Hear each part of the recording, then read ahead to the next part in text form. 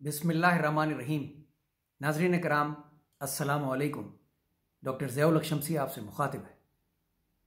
दिल बहुत उदास है। पिछले चंद रोज़ में जो वाक़यात पेश आए इस मुल्क में, जुल्म और बर्बरियत की ना मिटने वाली दास्तान लिखी गई है। ऐसे हालात हमने कभी मिलिट्री डिक्टेटरशिप के दौरान भी नहीं देखे थे। गो के ये चैनल गैर सियासी है, इसलिए मैं सियासत पे बात नहीं करूँगा, लेकिन मुल्क की मौजूदा सूरत हाल पे कुछ अर्ज़ करूँगा।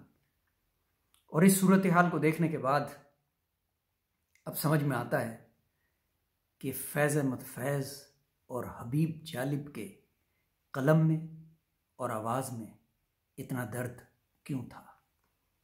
अर्ज़ किया है, जाने क्यों सोच रहा था कि शराफत होगी, जाने क्यों सोच रहा था कि शराफत होगी, जाने क्यों सोच रहा था कि इनायत होगी, जाने क्यों आस लगाई थी कि अदालत होगी, जाने क्यों आस लगाई थी कि अदालत होगी, जाने क्यों दिल को तसल्ली थी कि मसीहा होगा, जाने क्यों दिल को तसल्ली थी कि मसीहा होगा।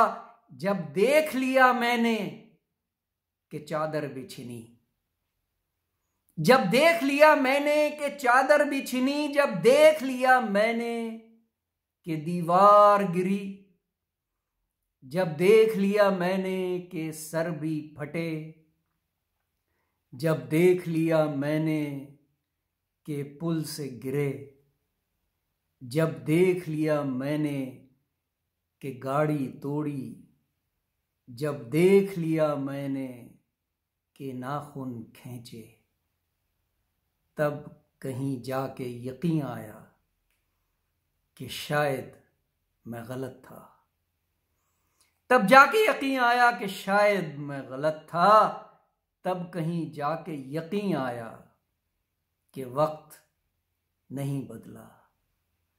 रब से दुआ करूंगा, रब से दुआ करूंगा कि अहले हुनर को दानाई अता कर, फिरासत भी, शराफत भी, दयानत भी।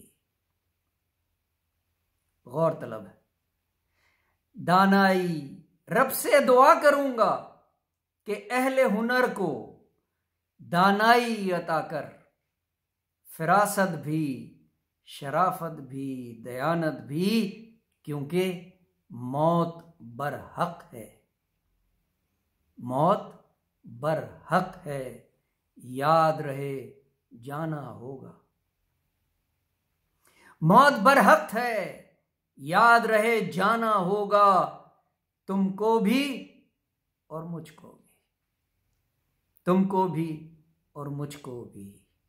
रब लेगा फिर हिसाब तुमसे भी और मुझसे भी, रब लेगा फिर हिसाब तुमसे भी और मुझसे भी। अहले वतन से गुजारिश है कि अल्लाह से तौबा इस्तग़फ़ार कीजिए। हालात ठीक नहीं है,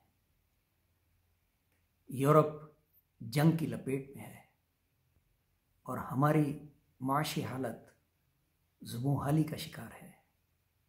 हमें बेपनाह एहतियात की ज़रूरत है।